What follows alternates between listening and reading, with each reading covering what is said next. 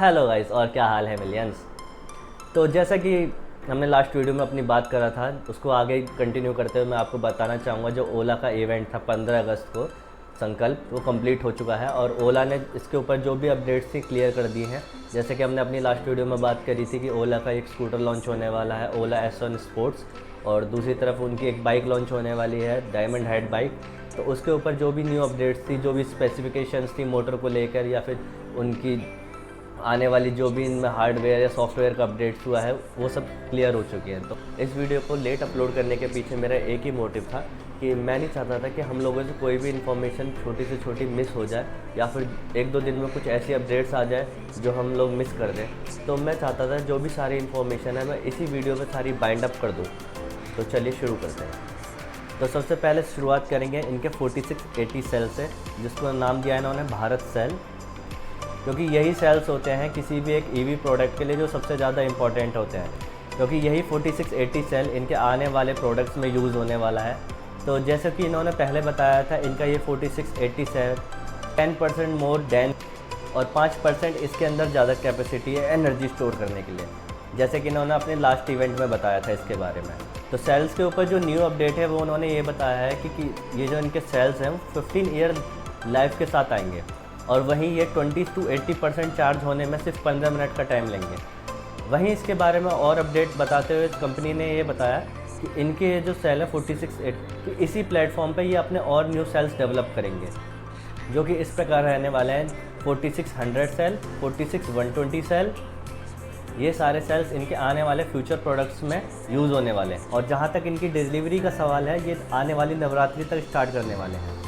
वहीं कंपनी ने इन सेल्स के बारे में अपडेट देते हुए और ये बताया कि इनके ये जो सेल्स हैं वो एनर्जी स्टोर सिस्टम में भी यूज़ होंगे, जैसे कि इनके ड्रोन में, इनके 3 व्हीलर्स में, और अलग अलग इनके आने वाले व्हीकल्स में।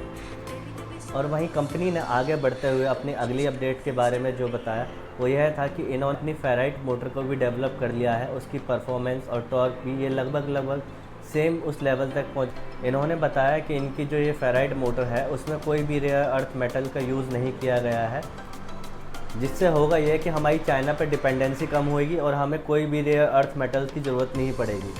मेरे हिसाब से ओला का बहुत ही मेजर स्टेप है हमें चाइना की डिपेंडेंसी कम करने के लिए। ऐसी कंपनी को अपनी इंजीनियरिंग टेक्नोलॉजी पर वर्क करते रहना चाहिए, जिससे और देशों पर निर्भरता कम हो और मेड इन इंडिया प्रोडक्ट्स की तरफ ज़्यादा बढ़े।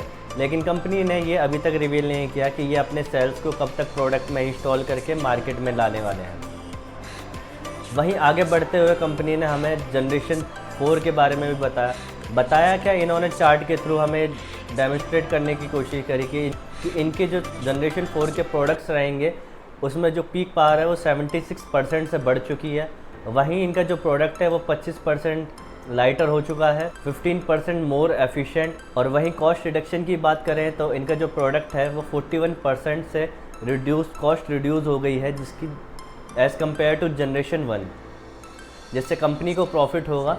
और एट द एंड यूज़र हम भी यही चाहते हैं, हम भी यही एक्सपेक्ट करते हैं कंपनी से कि इसका जो प्रॉफिट मार्जिन है वो एंड यूज़र तक भी मिले, और ओला के प्रोडक्ट जितने सस्ते हो सके सस्ते हों, जिससे सब लोग इसे ख़रीदें। वहीं कंपनी ने ये भी बताया इनका ये जो प्लेटफॉर्म है जनरेशन 4 वाला, ये मॉड्यूलर प्लेटफॉर्म है। इस पे इलेक्ट्रिक बाइक भी बन सकती है, इलेक्ट्रिक स्कूटर भी बन सकता है, इलेक्ट्रिक 3 व्हीलर भी बन सकता है, और वहीं एक मिनी कार भी बन सकती है। वैसे देखा जाए तो सब बढ़िया है, कंपनी नए नए इनोवेशंस कर रही है, न्यू इंजीनियरिंग टेक्नोलॉजी का यूज़ करके नए प्लेटफॉर्म को डेवलप कर रही है।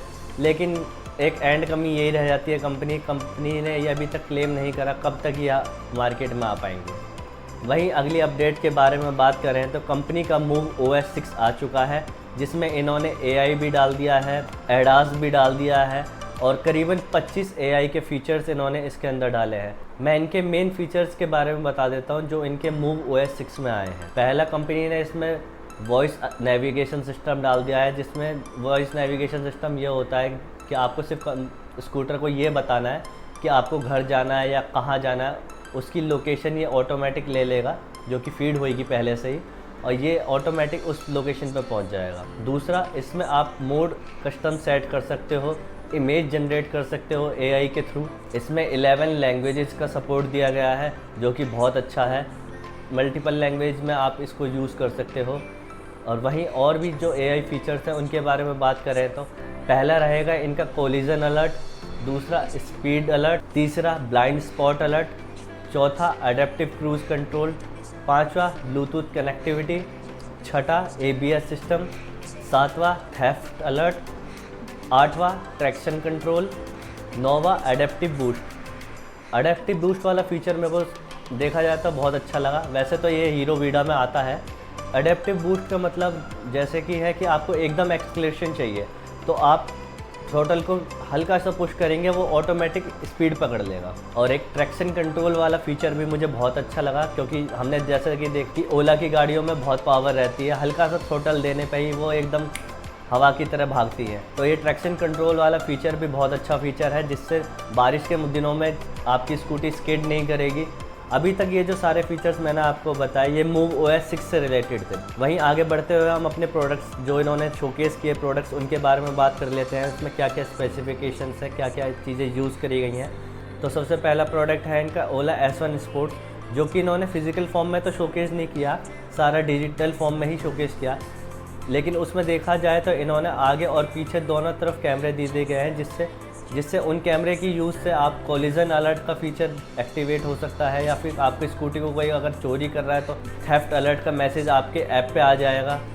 वहीं बढ़ते हैं कंपनी के सेकंड प्रोडक्ट की तरफ जो इन्होंने शोकेस किया था, वो है इनकी एक डायमंड हेड शेप वाली बाइक, जो कि हम टीजर्स में पहले ही देख चुके हैं और अब पुरानी वीडियो में डिटेल में बात कर चुके हैं कि इसकी डिज़ाइन लैंग्वेज क्या है, इसमें किस तरह के सस्पेंशन दिए गए हैं, किस तरह के इसमें टायर रहने वाले हैं, वहीं इसमें डुअल डिस्क ब्रेक रहने वाला है या सिंगल डिस्क ब्रेक रहने वाला है।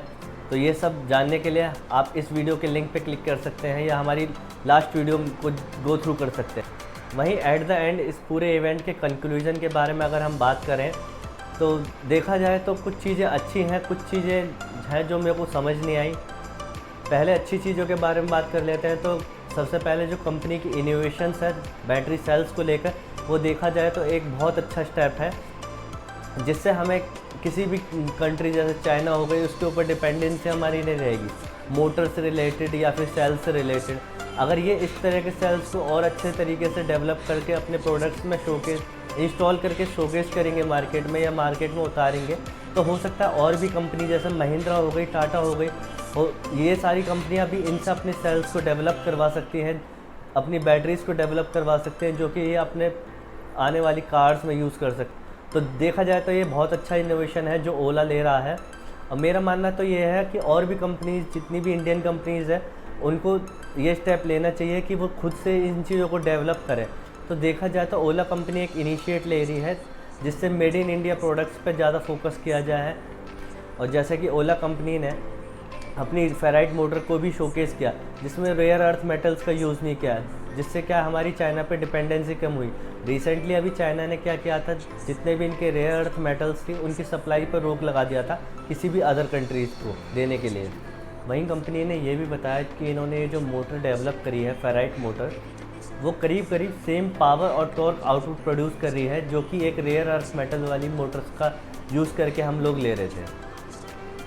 अब मेरा मानना यह है ऐसी कंपनीज़ को भी गवर्नमेंट को सपोर्ट करना चाहिए ताकि ये ऐसे नए नए इनोवेशंस करें, जिससे हम लोग अपने प्रोडक्ट्स को ज़्यादा यूज़ करें, ना कि और किसी देश के प्रोडक्ट्स को उन पर डिपेंडेंसी हमारी बढ़े। और वहीं एट लास्ट जो कुछ चीज़ें मुझे इस इवेंट में समझ नहीं आई, जैसे कि कंपनी ने कोई भी न्यू अपडेट नहीं दिया। जो उनकी हाई एंड परफॉर्मेंस बाइक थी रोस्टर प्रो, उसके बारे में कोई अपडेट नहीं है, या फिर इनके जो एक बजट सेगमेंट के स्कूटर्स थे उनके बारे में कोई कंपनी ने अपडेट नहीं दिया, वो कब तक लॉन्च होंगे या उनके बारे में कुछ भी ऐसी चीज़ या कुछ भी ऐसा ट्रीज़र कि हाँ हम समझ सकें कि ये इस मंथ में आ सकता है या इस क्वार्टर में आ सकते हैं। तो देखा जाए तो मोटा मोटा इस साल का जो इवेंट था वो बस लास्ट अपडेशन पे था, कोई भी ऐसा न्यू प्रोडक्ट इन्होंने लॉन्च नहीं करा। ये आपकी जो डायमंड हेड बाइक है ये भी इन्होंने लास्ट पिछले साल के इवेंट में इन्होंने इसके बारे में बता दिया था, बस इसके बारे में थोड़ा बहुत अपडेट दिया, कोई भी न्यू प्रोडक्ट के बारे में इन्होंने कुछ नहीं बताया। तो मेरे ओपिनियन में तो यही था कि ठीक है, अब देखते हैं कि और कौन से न्यू प्रोडक्ट्स या न्यू टेक्नोलॉजी पे कंपनी बात करती है। और एट द एंड मैं तो यही कहना चाहूँगा, ओला जैसी कंपनी को गवर्नमेंट को सपोर्ट करना चाहिए, ताकि ऐसी ही न्यू इनोवेशंस ये कंपनियाँ करती रहें, जिससे हमारा focus made in India products पर ज़्यादा रहे। लास्ट में बस आपसे एक रिक्वेस्ट है, अगर आपको ये वीडियो कुछ भी इन्फॉर्मेटिव लगी हो तो प्लीज़ लाइक करें, शेयर करें एंड सब्सक्राइब करें।